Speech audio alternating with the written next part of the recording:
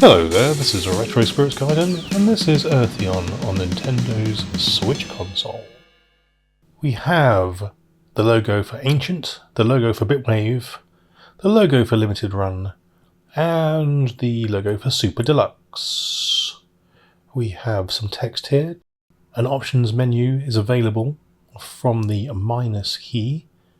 We have YKGGG in a scratchy voiceover, sort of aping the old Sega, the Sega logo when it used to come onto the Megadrive, because this is a Megadrive game which is running on the Switch via emulation.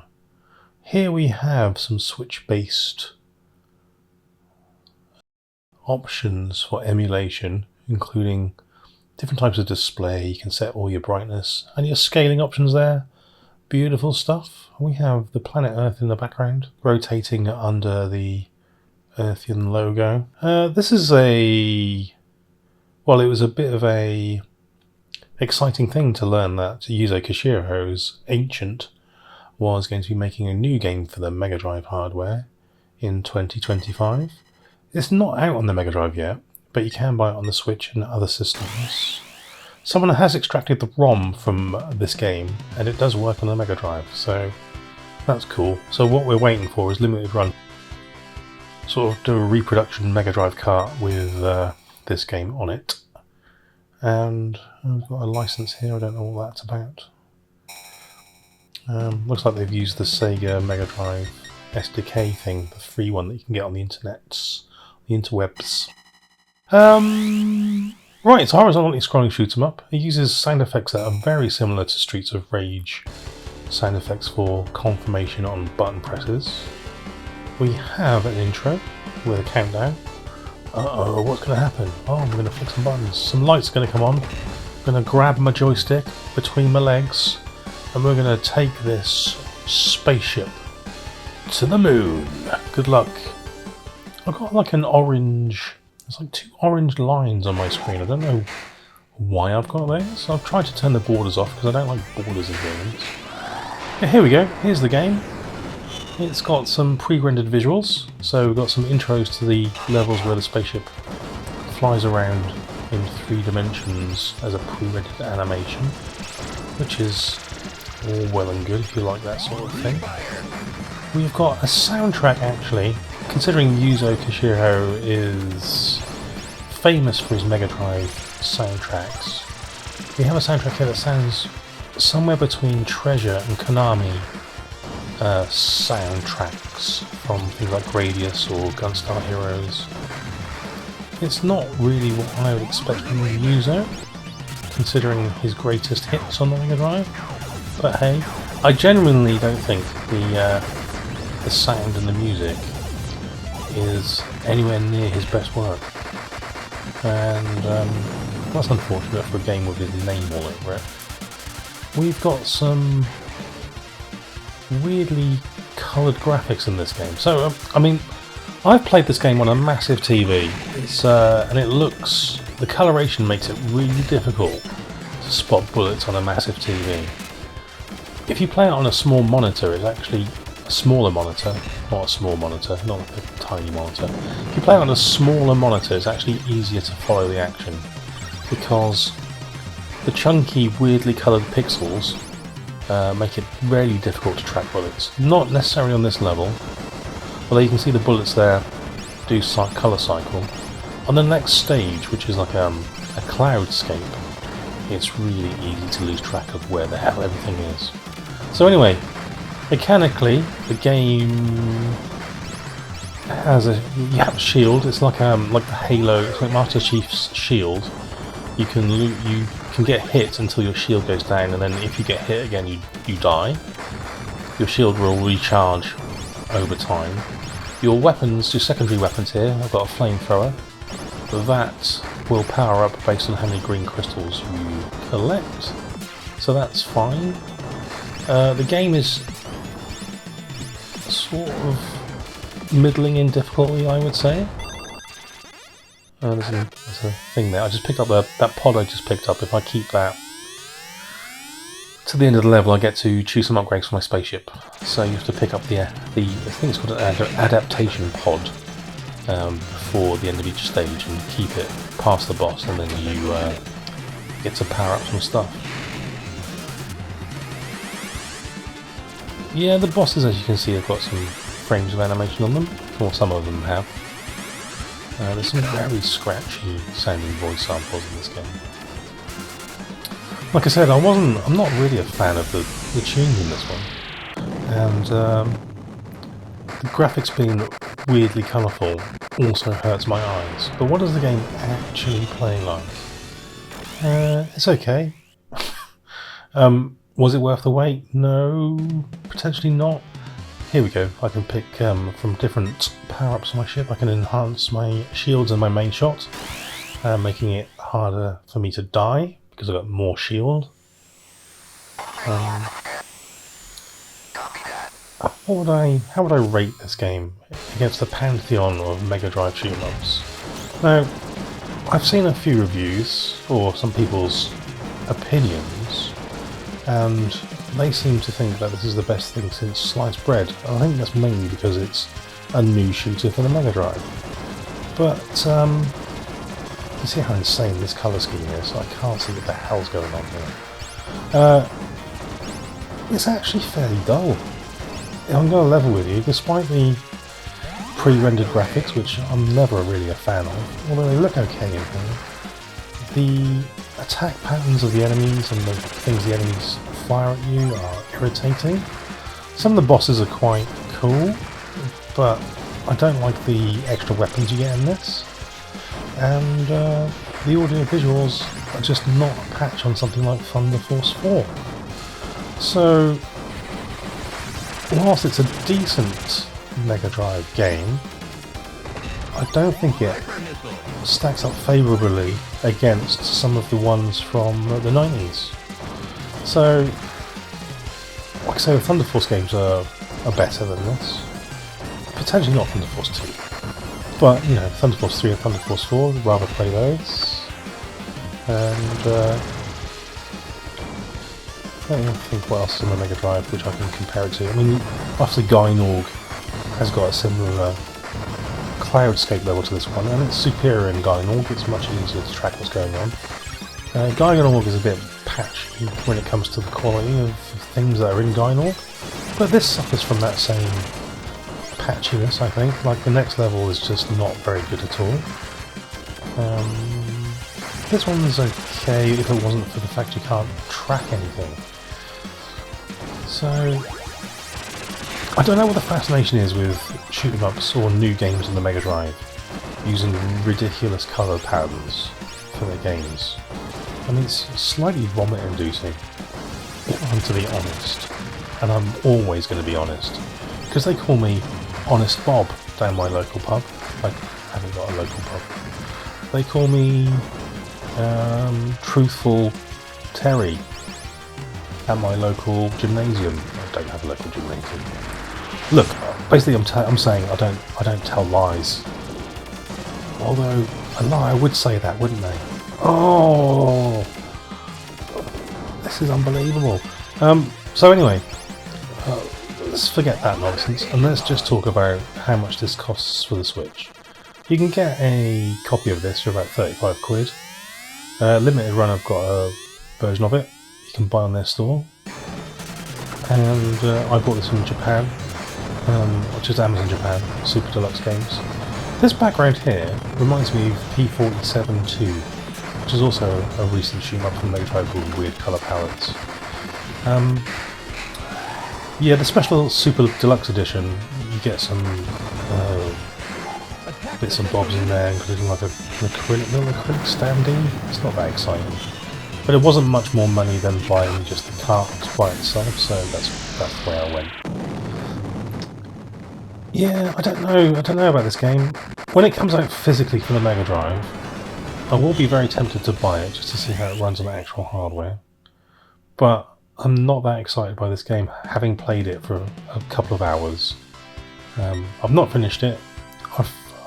I played it too much on the big TV, I think, to start off with.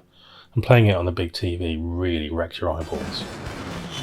Playing it on a smaller monitor makes it actually easier to track what's going on, which is really a bit counterintuitive, isn't it? But hey, that's the way it is. Right, so like I said, this level is fairly ugly. Yeah, I'm not that impressed with this. The mechanics aren't great. The mechanics okay. The Master Chief style shield thing's okay, but the rest of it, the enemy patterns and level designs and the special weapons, yeah, I'm not liking it that much. It's alright. I'm just like, is it better than Arrow Flash? Yeah, probably. Is it as good as Gynorg? Probably not, from a gameplay perspective. Is the music better than Streets of Rage 2? Absolutely not. Is the music better than Streets of Rage 1? No. So, it's worrying. It's better than Sector X, which is the last Megadrive game I reviewed on here, which was a shoot-'em-up. It's nowhere near as good as something like Musheralest. And, yeah. I don't know, it's okay. It's mildly developed. Yeah, I was a little bit disappointed by this, as you can tell, and I really wanted this to be brilliant, whereas it's actually just a sort of okay. That's a shame, isn't it? Oh well, hopefully it's made Yuzo a load of money, and Ancient a load of money, and they keep supporting Megadrive games, and the next one will be better than this, hopefully. And I'll give it a look if they do that, but I don't know if I'm going to be rushing to buy the Megadrive version of this, although I may hope it's collector, so I probably will. Such a loser. Yeah, okay. I'm sorry to be so downbeat about a Megadrive game which people have been waiting for forever and were really excited about, but yeah, I just don't find it that cool. The great thing about the Switch version, and I'm sure this is the same on a PS4 or an Xbox, is you've got prototype builds of this game on there, so you can see how they, as they were developing it, they kind of improved systems and stuff. So that's quite interesting from a historical perspective. But it's still basically this game. So yeah. Okay. Well, on that downbeat bombshell, I am gonna F the F off, and you can leave me comments in the below the video, telling me how wrong I am about this game and how amazing it is in comparison to, say, Atomic Robo Kid, which. Yes, it's better than Atomic Robo Kid, but doesn't mean it's better than, what's the best thing since sliced bread, because it isn't, because sliced bread's amazing, and this game is just functional. Alright then, goodbye. Ta-ra! Attack the central unit!